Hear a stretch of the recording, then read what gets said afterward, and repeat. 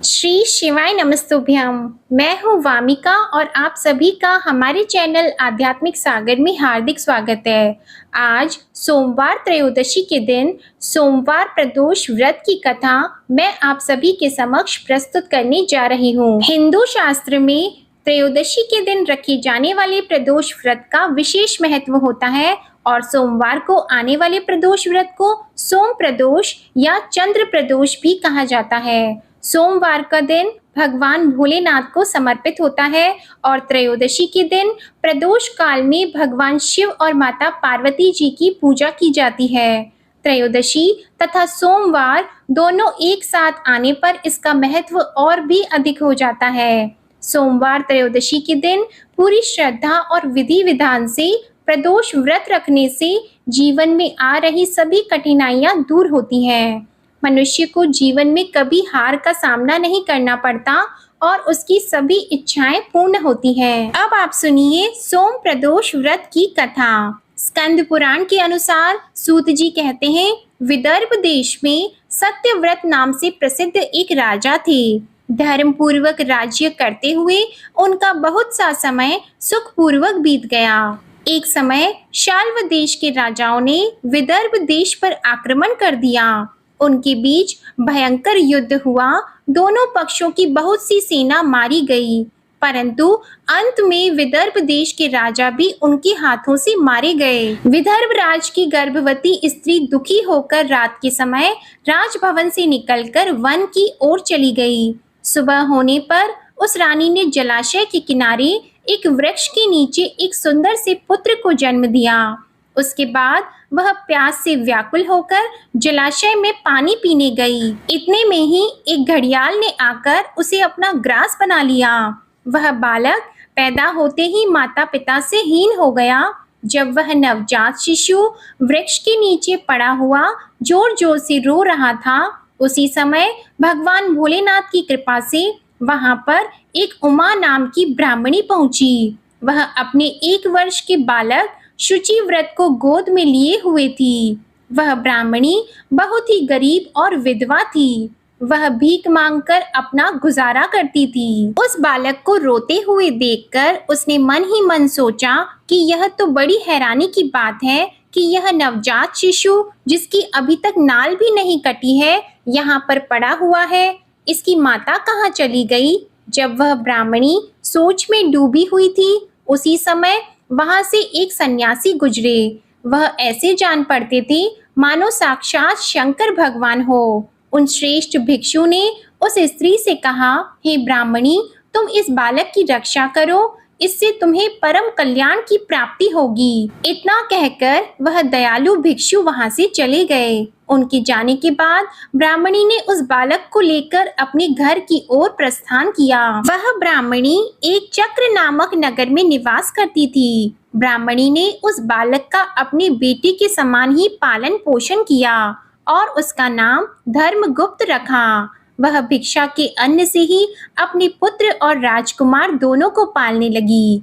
एक दिन वह ब्राह्मणी उन दोनों बालकों को साथ लेकर भीख मांगती हुई देव मंदिर में चली गई। उस समय वहां पर शांडिल्य मुनि पधारे हुए थे।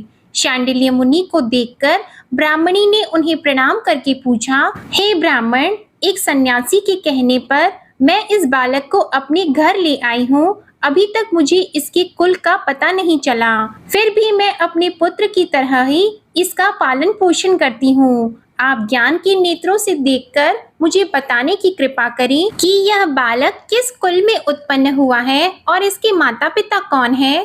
तब मुनिवर बोले, यह विदर्भ देश के राजा का पुत्र है। इतना कहकर शांडिल्य मुनि ने उस बालक के पिता के युद्ध में मारे जाने तथा उसकी माता के ग्रह द्वारा ग्रस्त होने का सब समाचार पूर्ण रूप से बताया। यह सुनकर ब्राह्मणी को और भी आश्चर्य हुआ। फिर उसने प्रश्न किया कि हे महामुनि, वह राजा सभी भोगों को छोड़कर युद्ध में क्यों मारे गए और इस बालक को यह दृढ़ता कैसे प्राप्त हुई? यह अपने राज्य को कैसे प्राप्त करेगा? यह तो मेरे पुत्र की तरह भिक्षा के अन्न से ही जीवन निर्वाह करता है। इसकी दरिद्रता के निवारण का क्या उपाय है? तब शांडिल्य मुनि बोले, इस राजकुमार के पिता विदर्भ राज पूर्व जन्म में पांडे देश के राजा थे। एक दिन प्रदोष काल में राजा बड़ी भक्ति भाव से त्रिलोकीनाथ महादेव जी की आराधना में मग्न थे। उसी समय उनके नगर में बड़ा भारी कोलाहल मचा। उस शोर को सुनकर राजा ने बीच में ही भगवान शंकर की पूजा को छोड़ दिया और राजभवन से बाहर निकल गए। इसी समय राजा का मंत्री शत्रु को पकड़कर उनके समीप ले आया। वह शत्रु पांड्य राज्य का सामंत था। उसे देखते ही राजा ने क्रोध पूर्वक उसका मस्तक कटवा दिया। शिव पूजा को छोड़कर नियम को समाप्त किए बिना ही राजा ने रात में भोजन भी कर लिया। इसी प्रकार राजकुमार भी प्रदोष काल में भगवान शिव की पूजा किए बिना ही भोजन करके सो गया। वही राजा अगले जन्म में विदर्भ राज हुआ। शिव पूजा में विघ्न होने के कारण शत्रुओं ने उसके सुख भोग के बीच में ही मार डाला। पूर्व जन्म में जो उसका पुत्र था, इस जन्म में भी राजा का वही पुत्र है। भगवान शिव की पूजा का उल्लंघन करने के कारण यह दरिद्रता को प्राप्त हुआ है। इसकी माता ने पूर्व जन्म में छल से अपनी सौत को मार डाला था। उस महान पाप के कारण ही वह इस जन्म में ग्रह के द्वारा मारी गई। हे ब्राह्मणी, तुम्हारा पुत्र पूर्व जन्म में भी एक ब्राह्मण था। इसने अपना सारा जीवन केवल दान लेने में ही बिताया, यज्ञ आदि सत्कर्म नहीं किए, इसलिए यह दरिद्रता को प्राप्त हुआ है। उस दोष के निवारण के लिए अब यह भगवान शंकर की शरण में जाए। यदि यह दोनों बालक प्रत्येक प्रदोष के दिन भगवान शंकर का पूजन करते रहे तो वर्ष भर के भीतर ही इनकी दरिद्रता का नाश होगा और राज्य सुख की प्राप्ति होगी। इस प्रकार शरण में आई हुई ब्राह्मणी को मधुर वचनों द्वारा आश्वासन देकर शांडिल्य मुनि ने उनके दोनों बालकों को भगवान शंकर की आराधना के मंत्र का उपदेश दिया। उसके बाद ब्राह्मणी अपने दोनों बालकों को लेकर वहां से चली गई। 4 मास बाद एक दिन ब्राह्मण का पुत्र नदी में स्नान करने गया। वहां उसे धन से भरा हुआ एक घड़ा मिला, जिसे लेकर वह अपनी माँ के पास गया। माँ धन से भरे हुए घड़े को देखकर खुश हो गई और उसने कहा, इसे अपने भाई के साथ आधा आधा बांट लो। मगर धर्मगुप्त ने इस धन में हिस्सेदारी से मना करते हुए कहा, मैं किसी अन्य के भाग्य का भागी नहीं हो सकता। प्रत्येक व्यक्ति स्वयं के कर्म का फल भोगता है। इस प्रकार प्रसन्नता पूर्वक भगवान शंकर की पूजा करते हुए उन दोनों कुमारों का 1 वर्ष व्यतीत हो गया। एक दिन ब्राह्मण का पुत्र और राजकुमार वन में भ्रमण करने गए। मार्ग में उन्होंने देखा कि अनेक गंधर्व कन्याएं आपस में खेल रही थी। ब्राह्मण कुमार वहीं पर रुक गया और राजकुमार से बोला, हमें इससे आगे नहीं जाना चाहिए। ये गंधर्व कन्याएं हैं, किसी को भी अपनी ओर आकर्षित कर सकती हैं। मगर राजकुमार निडर होकर आगे बढ़ता गया। जब मुख्य गंधर्व कन्या ने राजकुमार धर्मगुप्त को देखा तो वह उसके प्रति आकर्षित हो गई। उसने अपनी सभी सखियों को फूल चुनने के लिए भेज दिया और राजकुमार के पास आने की प्रतीक्षा करने लगी। उसे अकेला देखकर राजकुमार उसके पास गया और उससे बातचीत शुरू की। उसने बताया कि मैं विदर्भ देश का राजकुमार हूँ। मेरे माता पिता अब इस संसार में नहीं हैं और शत्रुओं ने हमारे राज्य पर कब्जा कर लिया है। तब कन्या ने अपना परिचय देते हुए कहा कि मैं विदर्भिक नामक गंधर्व की पुत्री हूँ। मेरा नाम अंशुमति है और मैं गायन में प्रवीण हूँ। उसने यह भी कहा कि मैं आपसे विवाह करना चाहती हूँ। इतना कहकर उसने अपनी मोतियों की माला निकालकर राजकुमार को पहना दी। तब राजकुमार ने पूछा, तुम राजपाट गंवा चुके राजकुमार के साथ कैसे रह पाओगी और अपने माता पिता की अनुमति के बिना तुम मेरे साथ कैसे आ सकती हो? इस पर अंशुमति बोली, चाहे जो हो जाए मैं वही करूंगी जो मैं चाहती हूँ। तुम 2 दिन बाद प्रातः काल यहाँ आकर मुझसे मिलना। इतना कहकर वह वहां से चली गई। राजकुमार ने वापस आकर ब्राह्मणी और उसके पुत्र को सारी बात बताई। वे दोनों बहुत खुश हुए। 2 दिन बाद राजकुमार पुनः उसी वन में गया। उसने देखा कि अंशुमति अपने पिता के साथ उसकी प्रतीक्षा कर रही है। तब गंधर्व राज ने राजकुमार से कहा, मैं कैलाशपुरी गया था। वहां भगवान शिव और माता पार्वती ने मुझे बुलाकर कहा कि धर्मगुप्त नामक राजकुमार राज्य से विहीन होकर भटक रहा है, जाओ और उसका राज्य पुनः प्राप्त करने में उसकी सहायता करो। मैं उनकी आज्ञा के अनुसार अपनी पुत्री अंशुमति का हाथ तुम्हारे हाथ में दे रहा हूँ और राज्य प्राप्त करने में मैं तुम्हारी सहायता करूँगा। मेरी पुत्री 10,000 वर्ष तक तुम्हारे साथ इस पृथ्वी पर रहेगी और जब तुम शिवलोक में जाओगी तब भी वह इसी काया में तुम्हारे साथ ही रहेगी। भगवान शिव के आदेश अनुसार धर्मगुप्त और अंशुमति का विवाह हो गया। अंशुमति के पिता ने अपनी गंधर्व सेना भी राजकुमार को दे दी। सेना की सहायता से उसने अपने शत्रुओं को परास्त कर दिया और अपने पिता का खोया हुआ राज्य उन्हें प्राप्त कर लिया।